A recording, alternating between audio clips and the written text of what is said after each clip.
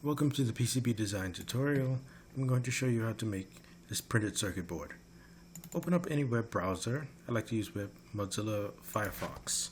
Go to orcad.com. Click on how to try OrCAD for free. Fill in your information and click the first link and the second.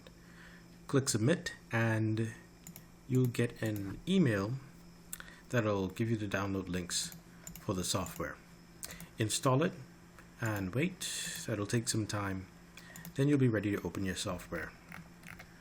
Go to Cadence release and you want to access Capture CIS Lite. Start a new project. We'll name this any project 1. Browse.